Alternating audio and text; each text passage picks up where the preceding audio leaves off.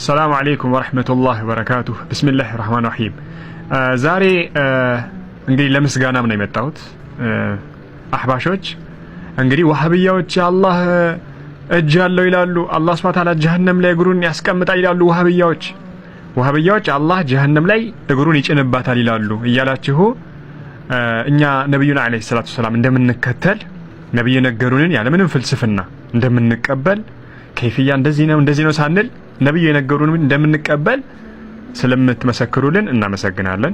ምክንያቱም እኛ ፍልስፍና ሳይሆን ነብዩ የነገሩን ነው ምንቀበል። ነብዩ አለይሂ ሰላቱ ሰላም ምን አሉ? እስኪ እንግዲህ ወሃቢያዎች ጀሃነም ላይ እግሩን ያስቀምጣል ይላሉ ወሃቢያዎች አሉ። طيب ይሄንን ምን እንዳሉ ነብዩ አለይሂ ሰላቱ ሰላም እንመልከት። ሐዲሱ እንግዲህ ሙተፈቁን አለይሂ ቡኻሪና ሙስሊም የዘገቡት ሐዲስ ነው። ይሄው ቡኻሪና ሙስሊም ሙተፈቁ የሆነ ሐዲስ ነው። ነብዩ አለይሂ ሰላቱ ሰላም ምን ይላሉ? ቡኻሪና ሙስሊም የዘገቡት ሐዲስ ላይ ነብዩ አለይሂ ሰላቱ ሰላም ምን ይላሉ? ላ ተዛሉ አትወገድም ጀሃነም አትወገድም ተቁሉ እንዲህ ከማለት ሀልሚ መዚድ ጭማሪ ያለነ ከማለት አትወገድም አሉ ነብዩ አለይሂ ሰላቱ ሰላም። አልহামዱሊላህ እኛ አነስ ኢብኑ ማሊክ ነው ያስተላለፉት። አልহামዱሊላህ እኛ ነብዩና አለይሂ ሰላቱ ሰላም እሳቸው የነገሩንን የምንከተል በመሆናችን በጣም ደስተኛ ነን። ግልጽ ነው። አልহামዱሊላህ እናንተም ስለምትመሰክሩልን እናመሰግናለን። ነብዩ እንደምንከተል ማለት ነው።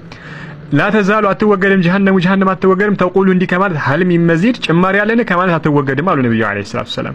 ሐታ ድረስ ምን እስከሚያደርግ የضع فيها رب العز አላህ Subhanahu Wa Ta'ala እስከሚያስቀምጥባት ድረስ አላህ እስከሚያስቀምጥባት ድረስ ፊሃ በሷ ላይ ረቡል ዒዘቲ ጌታችን አላህ Subhanahu Wa Ta'ala ተባረከ ወተዓላ ቀደመሁ እግሩን እስከሚያስቀምጥባት ድረስ ይሄው ቀደመሁ እግሩን እስከሚያስቀምጥባት ፈተቁል ያኔ ጀሃነም ምን ትላለች? ቀጡን ቀጥ በቃ ሞላሁ ትላለች አሉ። ተመልከቱ ይሄን ሐዲስ ማን የዘገበው? ቡኻሪ 4850 ሙስሊም 2846 ገብታችሁ ማየት ትችላላችሁ። ኢዘን ወሃቢያዎች አላህ ጀሃነም ላይ አላህ እግሩን ይጭንባታል ብለው ይላሉ ወሃቢያዎች እያላችሁ ነብዩ እንደምንከተል ስለምትመሰክሩልን እናመሰግናለን። طيب ሁለተኛው ደግሞ አላህ Subhanahu Wa Ta'ala ሁለት እጅ ያለው ይላሉ ወሃቢያዎች ይላሉ። ወሃቢያዎች አላህ ሁለት እጅ ያለው ይላሉ። የላ እስኪ ማን ነው አላህ ለራሱ ሁለት እጅ አሰበት? እስኪ እኒ አልহামዱሊላህ እኛ ቁርአን እንደምንከተል ስለምትመሰክሩልን በዚህ አጋጣሚ እናመሰግናለን። طيب ሱረቱ ሷድ እንግባ እስኪ ምን ይላል አላህ Subhanahu Wa Ta'ala ሱረቱ ሷድ ላይ? አይዋ ሱረቱ ሷድ አላህ Subhanahu Wa Ta'ala ምን እንዳለ እንመልከት ኢንሻአላህ። قال يا ابليس 75ኛው ይሄው قال يا ابليس ተፍሲር الطبري ነው እንደምትመለከቱት قال يا إبليس ما منعك أن تسجد لما خلقت بيدي قال يا إبليس اللهم بلو يا إبليس أنت إبليس وي ما منعك من دنيك لك له أن تسجد لما سجد للتادرك لما خلقت بيدي يكبر سجدت معناتنا لما درك يكلك له من دنو لما خلقت بيدي بولت الجوتي لفترك تادم لمن دنا ما تسجد ولا والله بولت الجوتي بيدي طيب الله لراسه بولت الجوتي أثبته አልহামዱሊላህ ወሃቢያዎች ሳይሆን አላህ ነው ቁርአን ላይ ያሰበተልን ማለት ነው።